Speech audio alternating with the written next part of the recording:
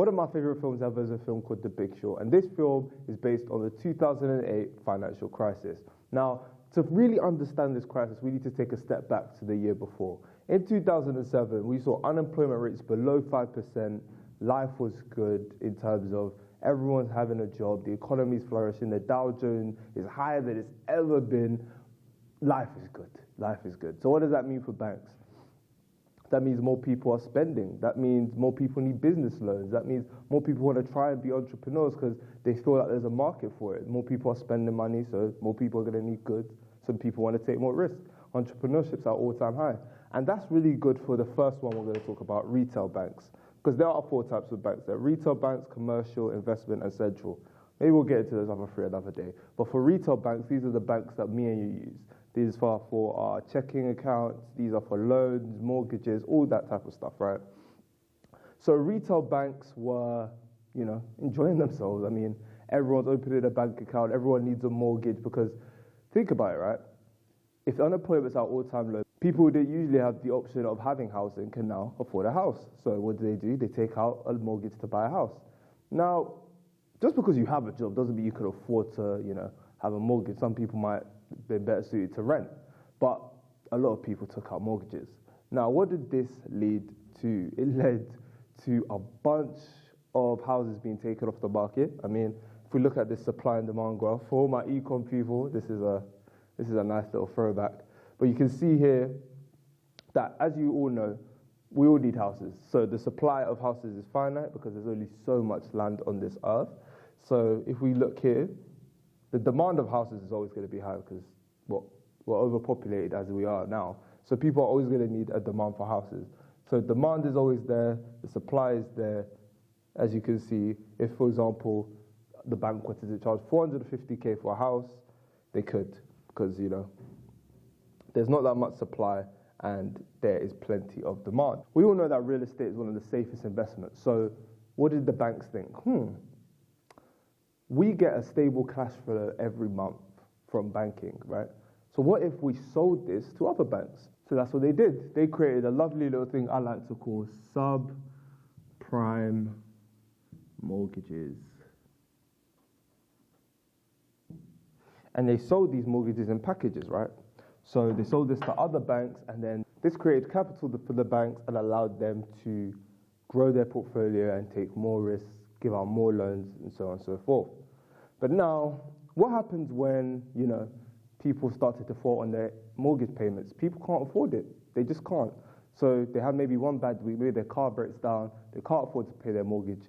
But this isn't just like one little person or one area. This is across the whole of America. And what that leads to is all of these banks having the same issue, and this affecting the whole financial system. But let's take a step back, right? Is this just a banking problem? No, because remember I said banks give out loans, our checking account is there. Yeah, your deposits, your savings, all of that stuff is tied in the banking system. So what happens if a business can't take out risks? So that means the economy is not growing, because if there's no businesses, how are we going to tax people? How are we going to grow the economy? If everyone's deposit disappears, what's going to happen? People are going to go crazy. I mean, we saw what happened in COVID, right? Where people were told that they can't leave their house and everyone's going crazy buying a bunch of things. Imagine if someone told you the money you've been working for, this responsible thing you've been doing for the past 5-10 years has evaporated because someone wanted to make an extra buck. People will lose their minds. They'll be outside rioting. And obviously, if there's no chance of taking out loans as well, this could be very difficult for people. So what did the government do? The government bailed out banks, right? And that created the term we like to call too big to fail. And I bet you're wondering, what does this all have to do with Central Cee? Don't worry, it just got out.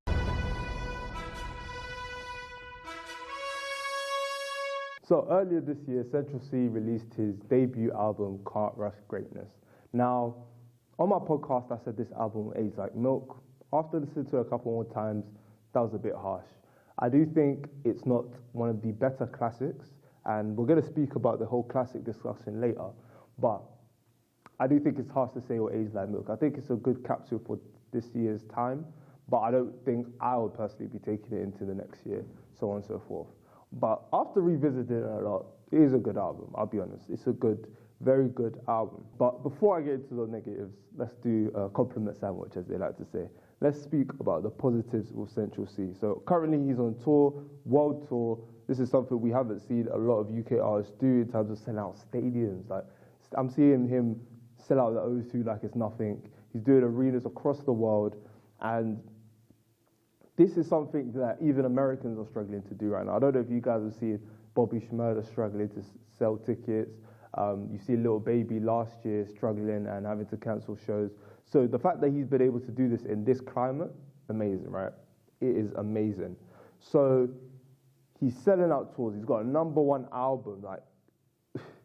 Like why am I complaining? Why can't I be happy for someone when they've achieved all of this success? Well, I'm happy for him, I am. But unfortunately, he is bigger than just himself as a rapper. Central Cee, every time he makes a decision, people are going to copy him because he is leading for his generation at this point, right? Dave is, I don't know what he's doing. I guess he's at Baller League or something, I don't know.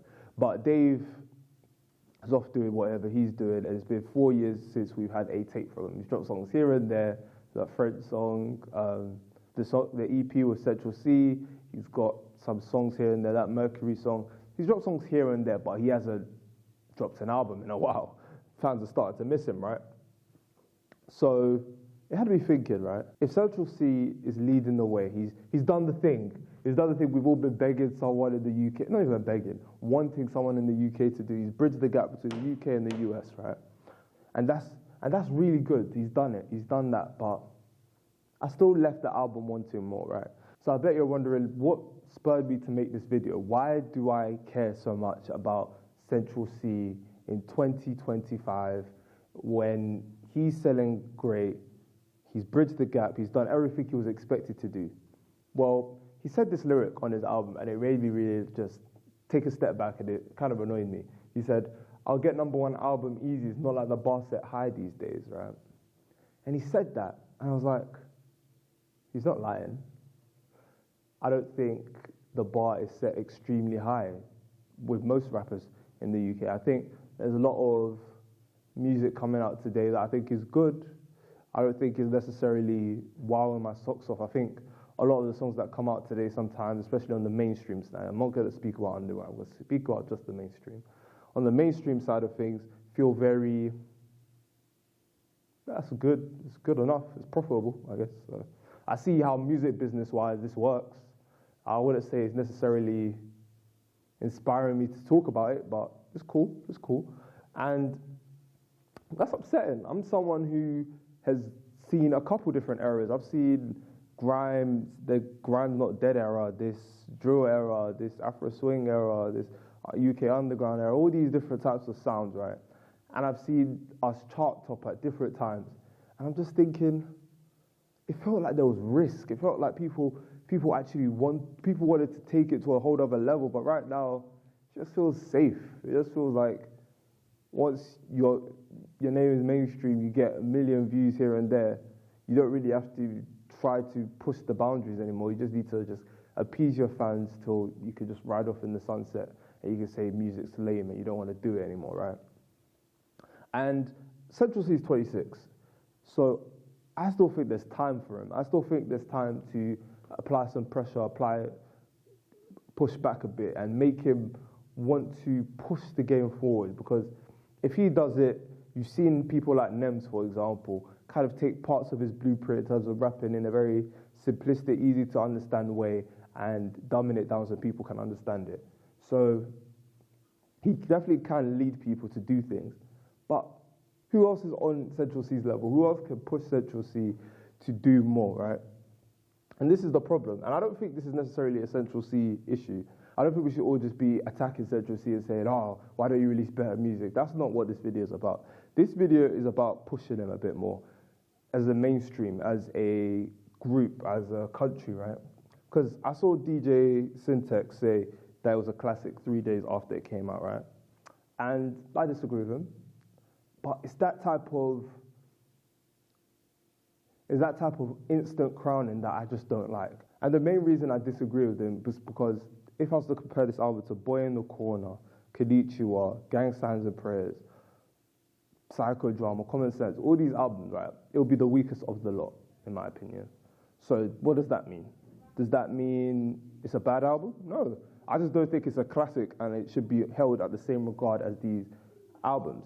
Now, to be fair, I think Central Cee's career needs to be a part of UK rap history and needs to be studied. But I don't think this album in particular is the one that needs to be studied. So, what can he do to improve and to win over certain people who might think he can do more? Because I think there are a group of us who maybe don't like necessarily all the way what he's doing. And what's going to happen is, right, he's either going to do something dumb or his next album is going to be a bit worse than this one. And then all the people who don't like him are going to be the loudest voice. And the mainstream audience are going to be like sheep and just follow on to what they say. So what can we do to help him, right? Because he's already got the Drake cosign. He's already touring the world. What more does he need, right? He's already put on West. Like, what more does he need? So my main issues with Central Cee, especially with this album, is competition, right? I've mentioned Dave already, and I don't even think him and Dave are competitors because they've got a joint EP together. You see them all the time together, bringing them out on shows.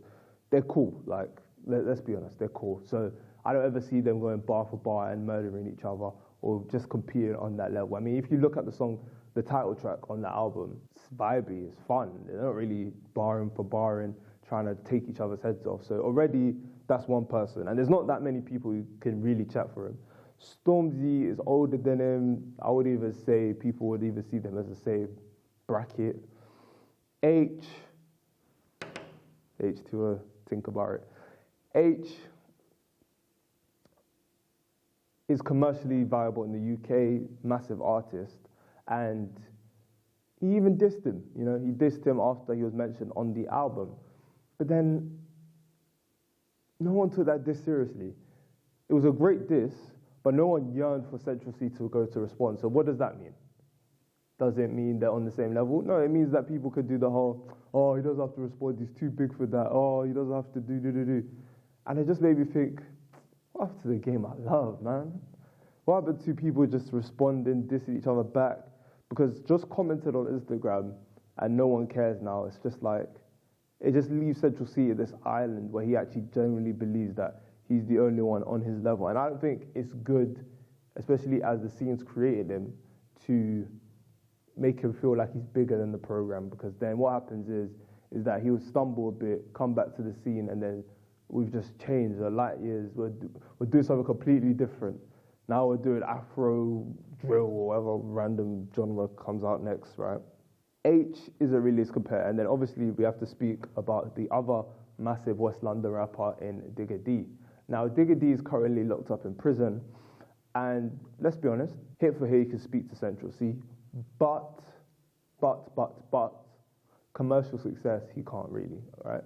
So even though they've been having this subliminal war, like, what can he make of it? As every day that Digga D spends in jail, Central Cee is elevating his career.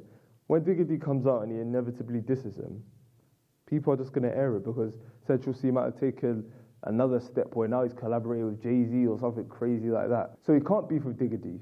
He can't beef with H. Dave won't really beef with him. And Stormzy is at a different chapter in his career. So who can actually compete with Central Cee? And this is not a Central Cee problem. Central Cee has come out at a time where drill has led to an increased rate of rappers being locked up, not because they make drill music, but because of street factors or whatever. We're not going to get into that today. But if he can't compete with anyone, then he can release good music, and there's no threat of someone else taking his spot, because there's no one in the pipeline that can take his spot. And if there is someone who's bubbling up, he could just use the almighty Drake method. You guys like my owl drawing? Yeah, I like it. I think it's decent. I can't see his mouth, but we'll speak about that later. Anyway, the Drake method is something that has been spoken about, argued about, debated about for years and years now, right? The Drake stimulus package, the Drake culture vulture nature, whatever. And I don't necessarily want to speak about whether Drake's a culture vulture or not right now. What I do want to say is that Drake got to a point where his numbers were so big that he thought there was no one on his level until, Kendrick came out. that showed him he's the guy. But the Drake method of going international, collaborating with different artists, building markets over and over there to the point where you're big in so many different cities, so many different markets. So when you want to do a world tour, you can build that superstar perception, right? It's a playbook that Central Cee has taken from Drake and just run with. If he keeps building and building and building, what's going to happen is that no one's going to be able to catch up to him. And he's going to be on an island by himself, and he can just release good music and not have to push himself further, right? But why do I think he's not pushing himself further? I think he has a yes and problem. Now, this is something the Big Al suffers with as well at times, but it's saying a deep bar but not breaking it down even further. Having the sight to see that this is a problem in your life but not being able to break it down throughout a whole track. Now, as a Kendrick fan, people might think, oh, you want him to sing about me? No, I don't really care about that. I want him to dedicate a song, whether it be to F. Dot, whether it be to his mental health, where he speaks about how he feels as though he has this pressure to be the man of the house. I want him to speak about his relationship with his family, all this stuff. I just want him to stick to one song, one topic for one song, right? Because it feels as though Central Cee has 2 bars and then on to the next topic. And I've seen people who I don't think are necessarily lyricists, quote unquote, or lyrical miracle, do it. So I've seen someone like, for example, Gunna, right? Gunna on a song like Living Wild details how his health is affecting him and how he can't live like this. And it's not this crazy lyrical stuff, but it's just him sticking to a topic and explaining how he needs to change his ways with his health. And then when you hear a song like Today I Did Good, it feels like the part 2, the sequel. It feels like now he's actually listened to what he's meant to do for himself and corrected himself. And that's what I want. I want Central Cee to make a song that starts to build a narrative that we follow on to the next, right? If, for example, he feels like he doesn't want to be here on Earth anymore, if his next song is about him and his daughter, for example, he has a child, let's say, for example, and his child gives him a new sense of meaning, that storyline is something that I would like to follow through with his next couple albums. But this stop, start, 1-2 bars about something deep, and then he's talking about money or talking about the bando. It's like, come on, bro. Like, I want a bunch of different artists can do this, but what makes you special? What makes me want to listen to the next Central Cee album and not just listen to the songs that have a star next to it? So my final problem with Can't Rush Greatness is it ticks too many boxes. Now, what do I mean by that? I don't think there was any risks on Can't Rush Greatness. If you were to say predict before the Central Cee album, what do you expect to be on there? I expect there to be a bunch of songs that sound like hits. I expect there to be a big UK legacy act feature, whether it be Skepta, Chip, and it was Skepta on this album. I expect a song with Dave. I expect an international artist. The singles, obviously. But nothing on that album necessarily surprised me. There's nothing on that album that maybe I haven't heard before on Wild West or 23. Every song on there felt good. It was sequenced well, all that stuff. But there was no risk on it. There was nothing that I didn't know. There was nothing on there that I either didn't know about Central Cee or I didn't think he was capable of before on his previous project. Now, does the album sound better? Yes. Does the album sound better mixed? Does the album sound like you speak with more clarity, more confidence? Yes, of course. But does it sound like he sat down in the studio and thought, there needs to be risk, right? I saw me the music blogger put out a tweet saying that Central Cee needs to deliver with this album. This is make or break for him. And people get onto it and say, no, it's not make or break, da-da-da, what do you know? And I thought, people are really clamoring for Central Cee to feel no pressure with this project. And you guys don't think that's a problem. And that's why it goes back to the original point I made with the 2008 financial crisis and to being too big to fail. If no one's going to hold you accountable to make amazing music, then what are we going to do? We're going to just have a bunch of songs where it's good, but it's not at that A level, it's not great, it's not the best you could do. And that's my main problem with Can't Rush Greatness. I feel as though it's a very safe project that worked. He didn't really try to get number one because we all knew the guy was hot as fish grease when he was coming into this album by his merit. So why am I listening to a project that's just safe? Now, Are there great songs in there? Do I like a song like Up North? Do I like a song like Top Freestyle, which is going to be my Apple Music replays? Of course, of course, of course. But I actually want the best for Central Cee, because the next 5 years, he could actually be the biggest rapper in the world in terms of being in America, in the UK, across the world. And I want him to represent the UK at the highest level. And I know we have amazing artists in this country, and I just want him to meet and exceed the expectations we have of him. But yeah, that was my thoughts on Central Cee. To be fair, and to be honest, if Dave drops his next album and he's just as big as Central Cee in America, then maybe this whole conversation is pointless. Maybe we don't need to worry about it, because I think Dave is more talented than him. So I think he'll push the bar a bit more. I think that he'll be a better representative. But for now, we have to champion Central Cee. And I'm not going to do this begrudgingly, because I think he's actually a good artist. But I think as the UK tastemakers, podcasters, commentators, we just need to do a bit more to just look at what he's actually produced and be honest. I think a lot of people say what's good, but we should also say what he could do better for his next project, so that his sophomore album can be the best thing to come out of this country. But it's been your boy Jay to the Izzo, and I'm out.